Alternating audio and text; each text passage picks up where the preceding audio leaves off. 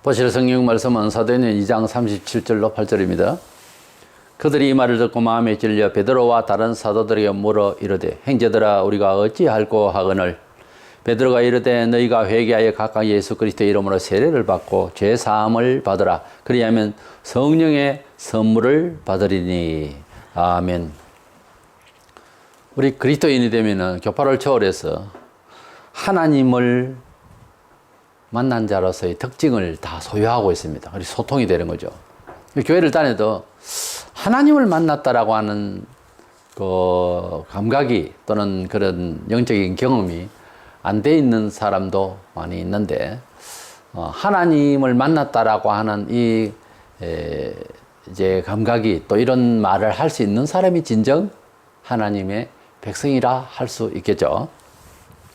그러면 어떤 특징이 있는가? 첫 번째로는 하나님을 내가 만났다 라고 하는 특징은 내가 죄인이라고 하는 사실을 철저히 절대로 변경할 수가 없는, 나는 죄인이라고 하는 사실을 아주 확실히 고백을 하게 되어 있습니다.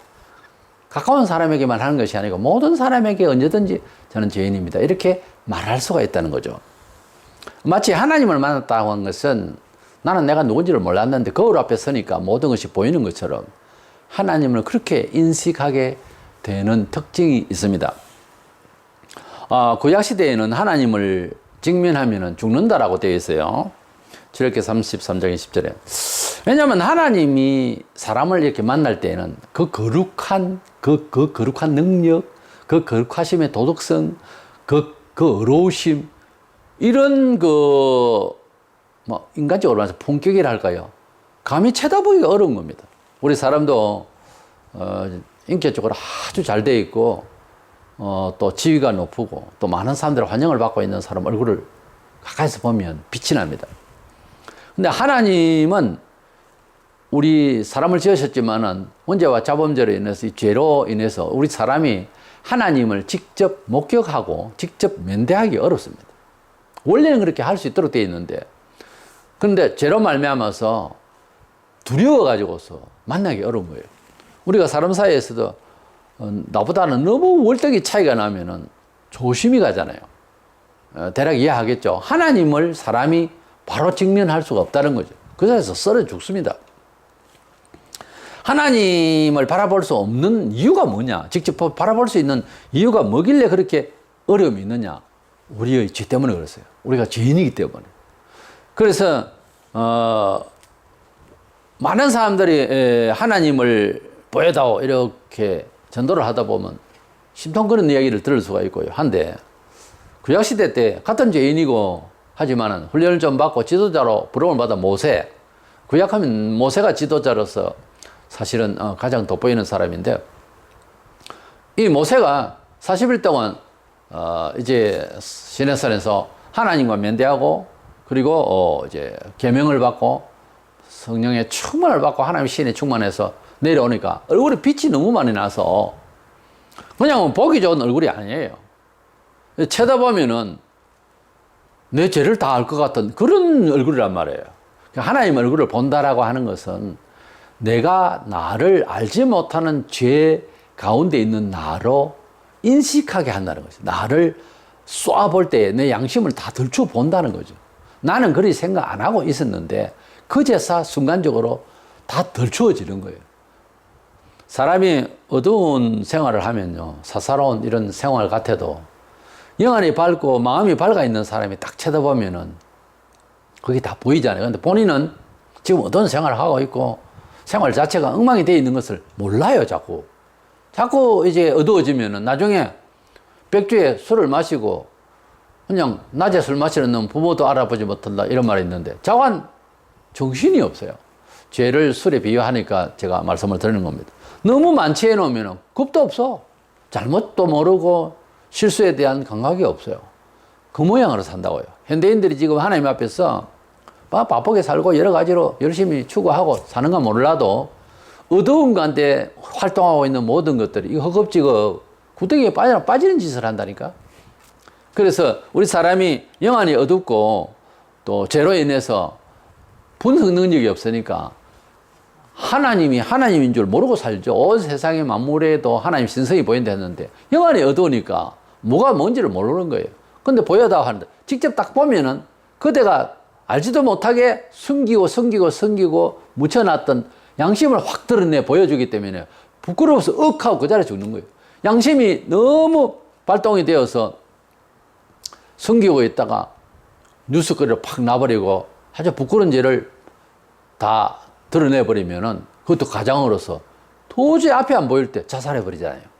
그와 같이 하나님을 만나면요, 누구나 의인이 하나도 없어요. 딱 쳐다보면은 그냥 제가 드러나고, 뭐 어찌 하도 안 하는데도 본인이 하고 그냥 쓰러지는 거예요. 그래서, 우리 사도들이 복음을 전할 때 사람들이 가슴을 치며 통곡을 했습니다. 그것은 인격적 이야기가 아니었어요. 하나님께서 양심의 문을 열고 내다 걸고 나서서 너 이렇네 그러고 하는 말씀이죠. 다른 복음의 말씀을 했는데, 그러나 하나님이 그의 가슴 속에 성령으로 문을 확 열고 그 컴컴하게 감추었던 모든 것을 싹 쏘아 보이는 거예요. 그러니까 가슴을 치며 어찌 알고 우리가 죄인이라고 하는 사실을 알게 되는 거죠. 그래서 하나님을 만났다라고 하는 제일 첫 번째 증거, 그리고 모든 하나님을 만났다는 사람의 소통하는 한 가지의 경험이 뭐냐면 우리가 죄인이라고 하는 것을 알았다는 거죠. 그 예수 믿으면서 그에 대한 심각한 생각이 없으면 아주 이건 곤란합니다. 예수님께서 길 지나가실 때 삭개오가 세리장으로서 뭐 찍은 것도 세관장이죠. 그 사람이 돈은 많고 키는 좀 작아도 그렇지만은 영혼이 항상 삶에 대해서 회의가 있고 고통스러웠을 겁니다. 왜냐하면 그때 당시에 세리들은요 남의 거 착취하고 그랬다고 되어 있거든요, 성경에.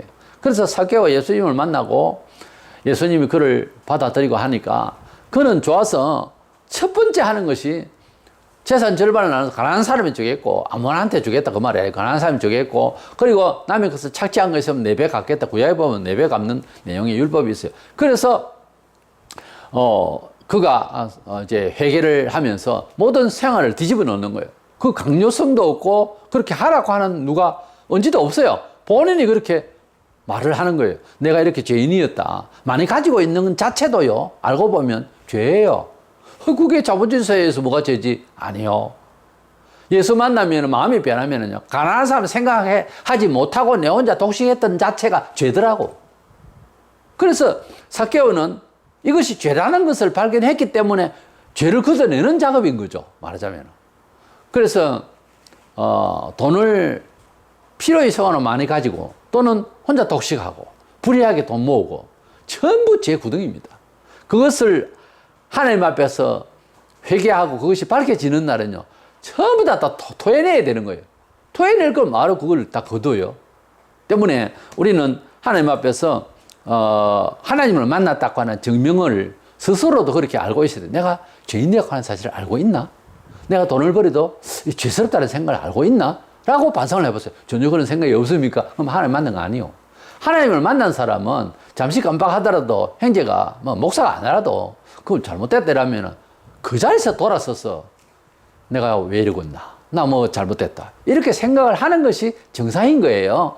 요즘은 아주 웃깁니다. 그렇게 생각하는 것은 순진한 교인을 알아요. 그런데 신앙은 순진한 겁니다. 순수한 거예요. 십자가에서 두 강도가 예수님 돌아가실 때 마치 함께 죽게 됐는데 그 강도 중에 하나는 한쪽 강도는 예수님 앞에서 자기가 죄인이라고 하는 사실이 고백되는 것을 성경에 볼 수 있어요. 그러나 예수님은 저가 하는 것은 하나도 옳지 않는 것이 없다. 예수님은 의인이고 나는 죄인이라는 것을 분명하게 이야기해요. 물론 이제 조르름이 옆으로 이제 못이 바뀌겠습니다만 서로 마주보고 못 바뀐 건 아닐 것 아닙니까? 옆에 있지만은 그러나 예수에 대한 이해를 하고 있고 했던 강도였던가 봐요. 그래서 그는 자기는 죄인이고 예수님은 의인이다. 이렇게 상대적으로 자기를 분명하게 이야기하는 그게 바로 구주를 만난 생각이에요. 그게 바로 하나님을 만난 마음이에요. 그때 예수님께서 너와 나는 낙원에 가리라. 바로 구원을 선포해 주는 거예요. 우리가 하나님을 만나야 구원을 받습니다. 하나님 만났다는 게 증명이 뭐냐면 나는 죄인이라는 것을 아는 거예요. 우리가 복음을 믿는다라고 하는 것은 마가 1장 15절에 회개하고 복음을 믿으라. 선행돼야 될 게 뭔가 하면은 회개라는 게 있어요. 그게 뭔가 하면 자기가 죄인이라는 것을 안다는 거죠. 인생이 나서 7, 80년 생애를 살면서 뭐 도덕적이고 윤리적인 이런 죄가 있어서 잘못됐다. 이런 정도는 생각을 해야 돼요. 해요. 그리고 또, 반듯하게 교육을 받고, 그런 뭐 악한 심정으로 세상 사람하고 싸우지도 않고 그런 사람도 있겠죠. 그런데요, 의인이 없어요. 자세히 보면 모두가 이기심과 질투심과 죄가 있어요. 잘난 척하고, 왜요? 뭐 잘났으니까 잘난 척한 건 아니요. 회개하고 하나님 만나면은 내 잘난 척 할 게 아무것도 없어요. 영광을 하나님께 돌려야 돼요. 영광을 하나님께 돌리면서 사는 착한 사람 봤습니까? 없어요. 그렇게 안 됩니다. 때문에 사람은 얼마나 죄인인가를 몰라서 그렇고 그 지역사회 그 시대의 가치관에 입각해서 자기를 그렇게 자위하는 것이지 실질적으로는 사람이 태초부터 시작해서 제 덩어리요. 눈덩이 하면은 바깥만 하얀 것이 안도 눈이에요. 똥덩어리 하면은 안도 똥이고 박도 똥이에요. 죄 덩어리 하면은 머리끝에서 발끝 내장까지 전부 다 죄 덩어리요. 우리 사람이. 내가 죄 덩어리라고 하는 것을 아는 순간 하나님을 만나는 거예요. 그렇지 않으면 절대로 하나님을 만나 감동하는 시간이 안 옵니다. 내가 죄인이라는 사실을 상대적으로 생각하지 마세요. 남이 어떻든 난 천지 내 같은 죄인이 없다. 이렇게 알고 또 그렇게 생각할수록 하나님을 가까이 해서 나를 어렵다 칭해 주시는 하나님의 은혜와 사랑과 격려와 도우심, 간섭하심, 그렇게 이끄심을 더 받을 수가 있는 겁니다. 내가 죄인이라는 사실, 내가 낮아지지 않으면은 이건 안 되는 겁니다. 은혜를 받을 수가 없어요.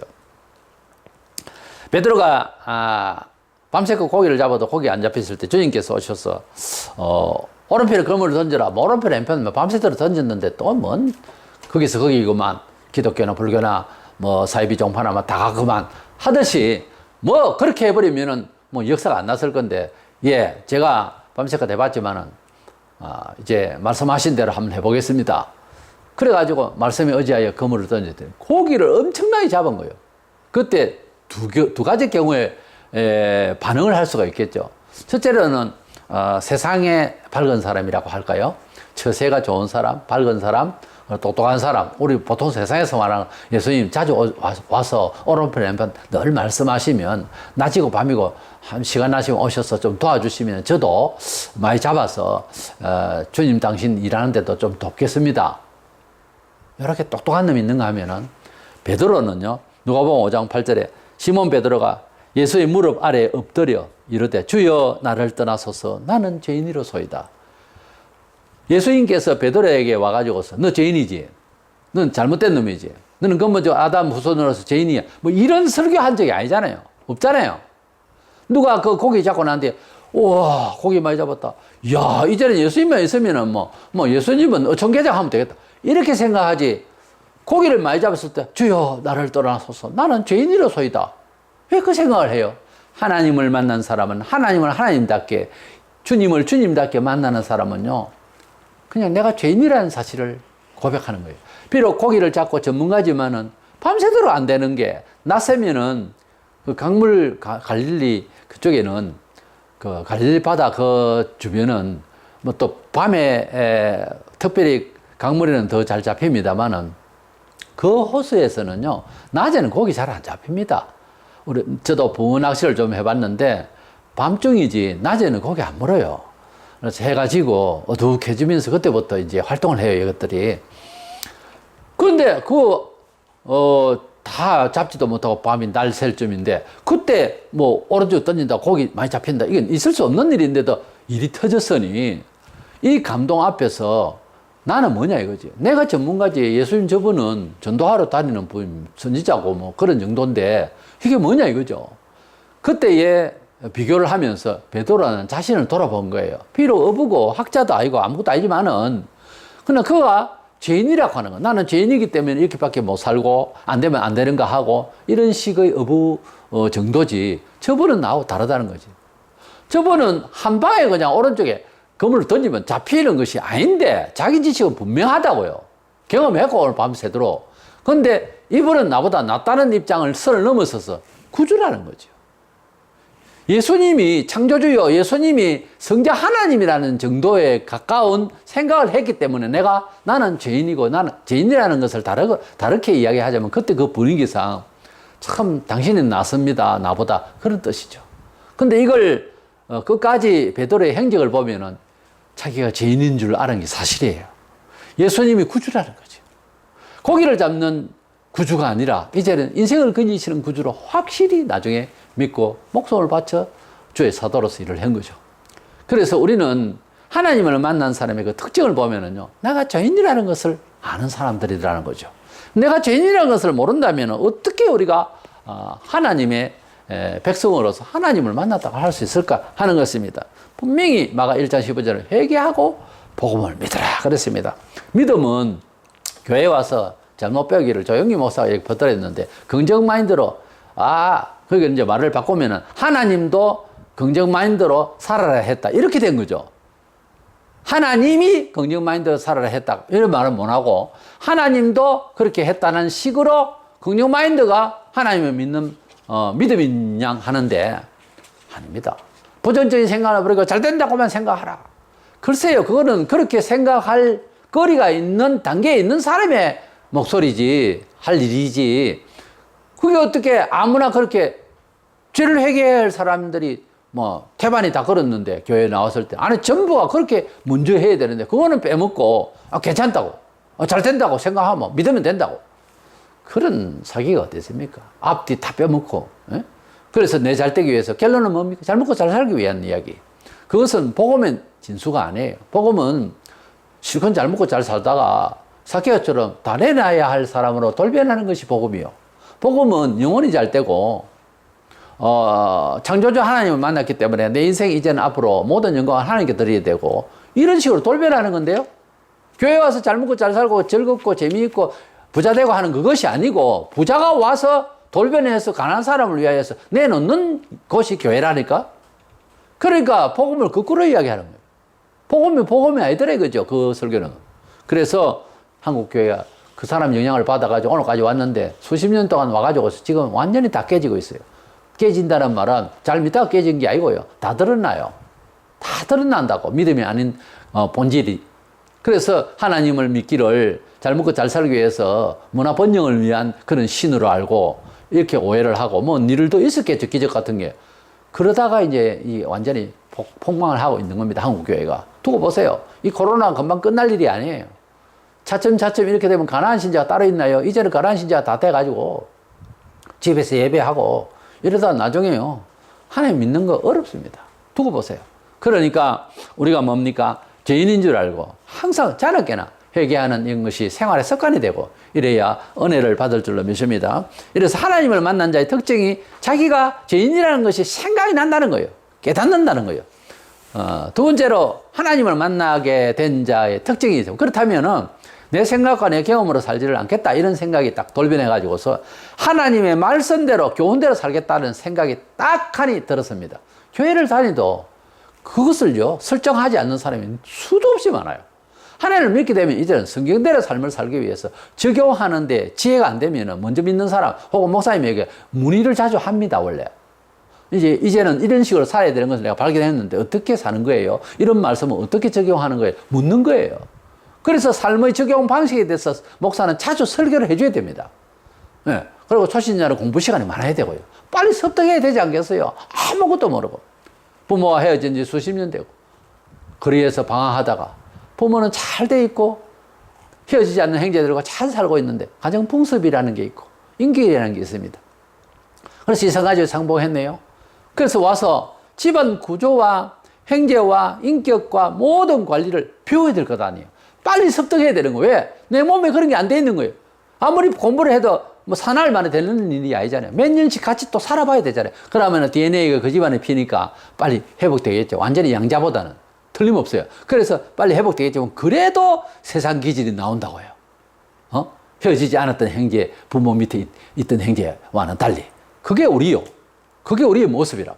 이래서 항상 열심히 배우고 익히고 또 훈련을 받아서 이미 아버지 앞에서 잘 훈련받고 징계도 받고 때로는 그래서 잘 자란 이제 형님들과는 달리 내가 세상에서 엉뚱하게 훈련받은 이것이 깨어지고 회복되어져서 새롭게 이제 형제들과 같이 되려면 빠른 시간에 빨리 배워야 되겠죠.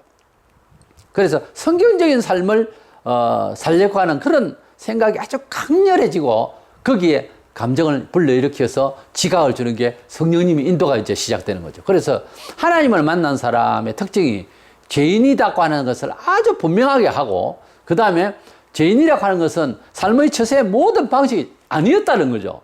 그러면 뭐냐면 성경을 한 권이면 된다는 거예요. 처세술이. 다른 세상 책 필요도 없다는 정도로 성경 하나님 말씀을 돕는 책 아니면 책으로 취급하지 않습니다.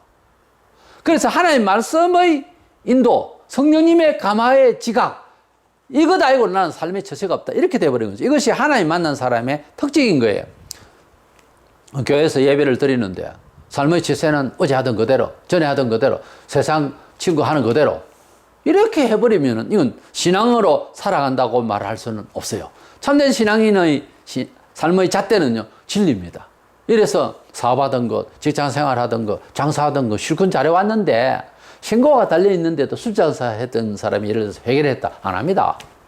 술 남들에게 뭐 내가 안 팔아도 다른 사람 팔겠지만 내가 굳이 그것을 팔아가지고 술 취해가지고서 사고 나고 죽기도 하고 한데, 술 취하다가 들어가다가 운전하다가 그래 술을 안 팔았으면 그 사람 살았을 것 아니에요. 그런 생각 저런 생각을 다 합니다. 디테일하게. 그래서 그걸 안 한다. 결국은 안 좋다. 술이 필요하면 뭐 음식에도 넣고 필요할 때는 있지만 그렇게 하기 위해서 파는 거 아니잖아요. 술 취하라고 파는 거잖아요. 술장사 안 합니다. 그게 한 예를 들어서 그렇다는 겁니다. 모든 직업에 있어서 이것이 유익하냐, 공동체 유익이 있느냐, 안 합니다. 유익하지 않는 건 안 해요. 예를 들어서 반려견이니 뭐니 하면서 특수한 환자에게 필요한 것도 있겠지만 남들처럼 비싼 개를 사가지고서 강아지를 키운다. 그래서 집안 식구같이 이렇게 의인화하고 일하는데요. 그리스도인은 나는 권유하고 싶지 않아요. 왜냐하면 남들에게 개를 싫어하는 사람도 너무 많거든요. 그리고 털을 풀풀 날고 왕왕 짖어대고 온 이웃에 시끄럽고 나는 괜찮고, 이건 그리스도인으로서 할 수 있는 일이 아니에요. 그리스도인은요, 정말 하나님을 만났다 하면 공동체의 의식으로 살아요. 내 개인만 잘 되면 그거 안 그래요. 그렇게만 생각하는 습관이 있는 사람 아직까지 덜 된 거예요. 하나님 백성이 딱 되면요, 마음을 활짝 열고 모든 심리 밖에 있는 사람도 해가 안 되도록 살려고 하는 그런 자세가 딱 섭니다. 그렇게 살려고 했는데 안 될 때는요, 옆에서 찌르면 빨리 반성해요. 절대 화 안 냅니다. 아, 그렇군요. 아, 내가 잘못됐다. 원래 내가 그런 사람이다. 이렇게 이제 하도 성도들이 서로 권면을 하는 걸 싫어하니까 불신자를 통해서 신자를 막 나무라는 경우가 있어요. 사회 역사 흐름에 보면. 그거는요, 핍박이 아니고 축복이요. 하도 말을 안 들으니까 불신자를 통해서 찌른다니까. 교회가 왜 저래? 틀림없는 이야기죠. 맞는 이야기라고. 하도 서로 권면하고 서로 자책을 안 하니까. 그래서 우리는 진리 가운데로 사는 것이 정해졌고, 변화받을 일도 없어요, 이제는. 그냥 성경 진리가 내 처세술, 그냥 방침이 거기에 있습니다. 그리고 끝난 거예요. 더 이상 배울 것도 없고, 그걸로 통해서 배워서 익혀 사회에 적용하는 것입니다. 그렇게 살다 보면은, 어떤 일이 생기나, 종국적으로요, 순교까지 갈 수도 있어요. 괜히 예수 믿어가지고 목숨까지 버려야 되는 원리를 발견하게 되면 매우 고독해져요. 그것까지 모르면 아직까지 설익은 거고요.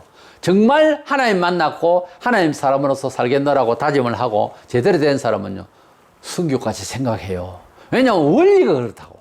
성경에 보면은 죽음을 놓고 믿지 않으면 안 되는 지경이 되어 있다고, 성경에. 네, 그까지 발견한 사람은 하나님을 만난 사람이에요. 하나님을 만난 사람은 순교까지 다 필연적이고 그럴 수 있다라고 하는 것을 자기가 불안하고 믿음이 부족하고 하더라도 그까지 가야 된다는 그 점은 마음에 안고 살아야 되는 거예요. 그 사람이 하나님 만난 사람이에요. 마태 7장 13절 4절에 좁은 문으로 들어가라. 멸망으로 인도하는 문은 크고 그 길이 넓어 거리로 들어가는 자가 많고 생명으로 인도하는 문은 좁고 길이 협착하여 찾는 이가 적음이라. 예수 믿는다고 생활 변화 바꾸면요, 많이 고독해져요.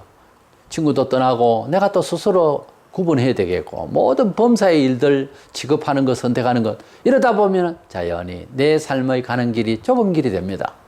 거기에 대해서 힘들고 하더라도 이 말씀으로 은혜를 받아야 됩니다. 생명의 길이다. 좁은 길은 생명의 길이다. 이 고독은 내가 스스로 만든 거다. 하나님께서 주신 새로운 스타일이에요. 정말 생명의 길에 들어서다 보니까 이렇게 좁은 길이 되는구나. 이렇게 생각하시기를 바랍니다. 많은 이들이 교회만 다니면 천국 가는 줄로 생각을 하고, 요즘 뭐 천국도 생각도 안 하고 그냥 잘 된다, 뭐 복 받는다, 뭐 이렇게 생각하는데, 교회만 다니면 천국을 간다라고 생각은요, 진짜 헛된 생각입니다. 진짜. 그러면 사도 가룟유다는요, 예수 옆에 3년 반이나 있었습니다.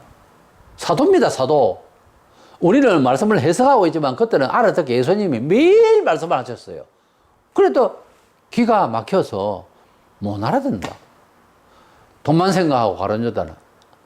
그래서 안 되는 놈은 안 되는가 봐요. 절대로. 저 그리스도가 앞으로 나타날 것인데, 그도 어머님의 사랑을 받고 젖 먹고 크겠죠. 근데요, 저 그리스도는 바꿀 수가 없잖아요. 예정된 거잖아요.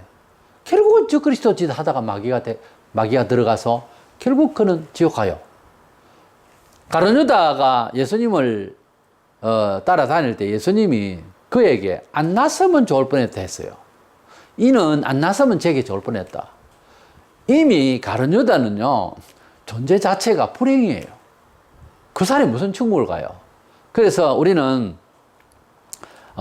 교회만 나온다고 해서 다 천당 간다라고 생각하는 것은 오산이다. 마태복음 22장 14절, 청함을 받은 자는 많되 택함을 입은 자는 적으니라. 청함을 받는다는 말은 전도를 받아서 청해졌다 이 말이야. 예, 잔치집이 청함을 받아가 온 것 같죠. 예? 그래서 그러나 택함을 받은 자는 구원받을 사람 말이에요. 택함을 받은 자는 적다. 그럼 구원이 뭐냐? 어디서 결정되느냐? 바울은 말하기를 에베소 1장에서 4절에 창세 전에 그리스도 안에서 우리를 택했다 그랬어요. 그래서 우리가 결혼식에서 초청을 받을 때 아무나 뭐 들어가고 하는 이런 정도의 집이 아니고, 좀 위정자거나 아니면 사회에 대단히 위상이 높은 사람이거나 아니면 동네에 큰 어른이거나 이러면은요, 초청을 받아야 가지 아무나 쑥쑥 들어갈 수가 없잖아요. 그 초청을 받으려면은 결혼을 주도하는 그 집안에 어른이 어떤 사람을 불러야 된다. 집 가까이도 부르지만은 외국에 있는 사람까지 미리, 한 보름 전부터 착하니 이제 농명을 하지 않겠어요? 미리 정해놨어요. 나중에 이제 초청을 받아서 잔치집에 참여를 했습니다.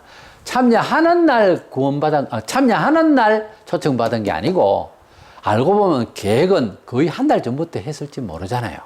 하나님께서 미리 예정하시고 우리를 부르시고 영화롭게 하신다. 그래 되어 있거든요. 로마서 8장 30절에. 그러니까 하나님께서 창세 전에 우리를 다 예정하셨다가 초청장 복음을 통하여서 우리를 부르셨다 그거예요. 그래서 천국 잔치인 하나님의 교회에서 참여하며 함께 모여서 예배하며 감사하며 그래서 서로 소통하며, 이런 과정을 성경에는 잔치집이 비유하고 있다고, 구원받는 것을. 그래서 청함을 많이 받지만은 택함을 받는 사람, 이 택함은 언제냐? 바로 주인이 그 사람은 꼭 와야 된다 하고 이렇게 선택된 사람이란 말이에요. 그러면 선택받지 못한 사람은 어떻게 하란 말이냐? 그걸 나한테 묻지 마세요. 성경에는 우리 사람이 하나님의 뜻을 안다고 하는 것은 우리가 아는 만큼만 알지 하나님의 차원을 못 간다고. 사도 바울이 얼마나 유대철학이 깊었겠습니까? 근데 하나님 뜻을 이야기하면서, 깊도다. 하나님의 그 깊으신 뜻을 누가 다 알겠냐? 그렇게 말해요. 그래서 우리가 다 알 수가 없다는 것은 전제를 해야 됩니다. 신이니까 하나님은. 단지 우리가 볼 때는 택하시고 불러주셔야 예수 믿는 거더라는 거죠. 아무리 이야기를 해도 밤새도록 상담한다고 그걸 받는 게 아니더라니까요. 그리고 전도도 미사려고 하게 뭐 떡 사주고 밥 사주고 한다고. 물론 그것도 필요하겠죠. 순수하게 해야 되겠죠. 그런데요, 복음이 사람을 구원시키지. 그러니까 예수가 어떤 분이냐는 것이 전달되어졌을 때 본인이 감동을 받아야 구원을 받는 것이지. 그냥 수년간 교회를 다닐 수도 있어요. 그러다가 떠난다니까? 지금 한국교회 그 상황이에요. 그러니까 종교적으로 예수를 알게 해버리면 처음부터 끝까지 간다니까요. 왜? 교제가 그 사람하고 가니까 계속. 그러나 우리가 하나님의 선택 백성을 특징을 보면은 전적으로 하나님 앞에서 하나님 뜻대로 살겠다고 하는 생각이 확 바뀝니다. 아예 스스로. 이래서 사람이 돌변해서 완전히 바뀐다는 거죠. 우리가 오늘날 이 시대에 지식 시대고 정보 시대라고 하는데 인터넷 열어보면은 헛된 소리가 참 많습니다. 바른 정보가 아니고.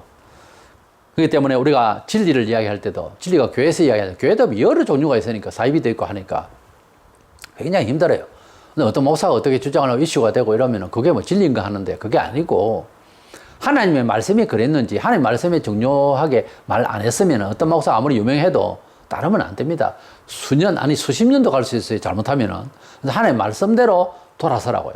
어떤 교회에서 수십 년 동안 할렐루야 하고 난리를 치다가 어느 날 하나님의 말씀을 딱 붙잡으면요. 내가 속았구나. 이러면서 돌아서는 경우에 교인들이 참 많아요. 우리가 한국교회에 좀 국민성인가 모르겠습니다만 민족성이 감성이 많아가지고 뭐 신비로운 일이 있고 이러면 막 그냥 대중성이 있어가지고 뭐 사람 많이 모이면 그게 진리인 줄 알아요. 그러다 한참 10년교, 20년교 이단에게 빠진 사람들 보세요. 이성적으로 합리적으로 대화가 안 돼요. 그렇게 돼버리고 나중에 완전히 파멸이 되면 그때서 이제 겨우 정신 차려 돌아오는 사람 다행이고 그렇지 않으면 전부 다 파멸합니다. 우리가 하나님 말씀을 지금도 변치 않는 하나님 말씀을 논리적으로 그렇잖아요. 하나님 말씀만은 정확하고 불변의 진리다. 이게 설정이 안 되면 예수를 꼭 그런 뭐 독하게 믿을 이유가 없잖아요. 그냥 뭐 1년에 4월 초발에 한번 절에 가듯이 그러면 될 일이지만은 성경 진리는 하나님의 직접적인 신의 음성이다라고 하고 우리가 하나님 자녀가 됐다라고 하는 신분의식이 분명하다면 그래 살 수가 없죠. 하나님 말씀대로 목사가 말하는지 하나님 말씀대로 회의가 진행되는지 하나님 말씀대로 일이 처리가 되고 있는지 그건 냉정하게 판단해야 되고 거기에는 뭐 아리가 없죠. 하나님 말씀이 진리가 거기에서 영광을 다 받으셔야 되고 우리를 인도해야 되니까 그래서 목사는 고독한 거예요. 인간적으로 이렇게 말해야 되는데 하나님이 섭섭할 것 같고 하나님 뜻대로 말하려고 하는 교인이 삐칠 것 같고 그렇게 헷갈리면 안 된다는 거지. 하나님의 말씀에 포인트를 두고 하나님의 심장에 걸쳐놓고 그래서 이 내용을 그대로 증거해야 되는 것이 목사의 고독입니다. 용기를 다해야 되고 여기는 목숨 걸이도 어떤 때는 그래서 바람을 한다고 하다가 목사 혼자 니 혼자 잡혀가세요. 우리는 살렵니다. 세상과 짝하고 이런 경우도 일제 때도 그랬잖아. 이런 경우가 있어요. 그런데 목사가 지금도 마찬가지 정치에 아부하고 바람을 하지도 아니하고 살아남겠다 이거지. 대략 내 인간으로서 마음대로 말을 할 수가 없지만 대략 내 생각에는 그래요. 평생 내가 쌓아온 내 영감으로 봐서는요. 그 사람 천국 못 갑니다. 뭔 천국을 가요. 다른 영혼들 다 죽여놨는데. 천당 갈 사람이 그래 뭐래요. 겁이 나서. 하나님 앞에서 코람대요. 하나님 앞에서 어떻게 영혼들이 듣고 수준 문제가 아니라니까요. 길 자체를 다르게 인도해버리면 어떻게 해요? 성도가 되고 하나님의 자녀로서의 특징을 제대로 가지고 있는 사람들은요. 은혜 받은 사람일수록 나는 더 큰 죄인이라고. 당신보다 내가 훨씬 더 큰 죄인이라고 이렇게 생각을 해요. 근데 은혜가 미숙할수록 그렇죠. 다시 참 못났죠. 나는 조금 더 나아요. 이렇게 생각한다고요. 은혜를 받을수록 성경에 다 보세요. 믿음의 영웅들이 자기를 벌레 같다고. 자기를 찌꺼기라 그러고 만물의 찌꺼기라 그러고 심히 부패한 영혼이라고 그러고 자기는요 8%라 그러고 뭐 개인적인 개수라 그러고 아주 성경에 보면 은혜 많이 받으면 받을수록 나는 개입니다. 나는 벌레입니다. 전부 보면 은혜 받은 사람일수록 완전히 자기를 인격적 비하 정도가 아니에요. 완전 제 덩어리로 똥으로 생각하는 거예요. 그렇게 하는 사람은 왜 그러냐면 하나님의 대신 은혜를 받으려고 하는 거죠. 그걸 알은 거예요, 이 사람은. 그래서 어디 가나 내가 낸데 적어도 뭐 나는 괜찮아. 아직 안 됩니다. 그래가지고는 아직은 아니에요. 어디서나 나는 죄인이다. 그래서 성경에 남을 나보다 낫게 여기라. 도저히 내보다 못 배우고 돈도 없고 인격도 택도 아닌데 남을 나보다 낫게, 남은 모든 사람이잖아요. 남을 나보다 낫게 여기라 하는 거예요. 뭔 말이냐. 이거는요 상대적 평가가 아니고 절대적으로 하나님 앞에서 나는 절대평가로서 나는 무조건 큰 죄인이라는 것을 알면 알수록 남을 나보다 낫게 여기게 돼 있어요. 남은 어느 정도 죄인인지 모르니까 나는 엄청 죄인이라는 거죠. 그러다 보니까 남을 나보다 낫게 여기라 하는 것이 이제 이해가 되어지고 눈이 싹 열리면 나보다 나은 점이 있다니까. 나보다 낫다니까 결론은. 나보다 더 기회가 있게 있어 보인다니까. 실제로. 조금 전에도 뭐 별볼로 없는 사람 같은데 그게 은혜가 되고 회개가 되어지고 은혜 충만하고 떡 나타나서 다시 그 사람 딱 보면 나보다 훨씬 가능성이 있어 보이고 나보다 훨씬 존경스럽고 진짜 그래요. 진짜 그렇다니까. 그렇게 안 되면 문제가 있어요, 지금 내 영혼이. 그래서 아무리 배우고 익히고 돈 있고 경험이 있어도요. 무조건 하고 나는 죄인이다. 하나님의 말씀 안에서 순종할 줄 아는 이런 자기 존재감, 이것이 자기 컨트롤을 하는 그런 자세가 되어지면 은총 받는 사람이에요. 그래서 은혜 받는 사람일수록 자기가 죄인인 줄 안다. 죄인이기 때문에 무죄하기 때문에 똑똑지 못하기 때문에 성경대로 살겠다. 이렇게 이제 돌변하는 거죠. 이것이 하나님 만난 사람의 특징이었다 하는 겁니다. 나는 하나님 만난 사람 특징을 가지고 있는가 반성하면서 우리 주님 앞에 얼마나 죄인인 줄 알고 성경을 사모하는지 반성하고 그렇지 않다면 그렇게 되도록 노력해서 은혜를 충만히 받는 저와 여러분 되시기를 축원합니다.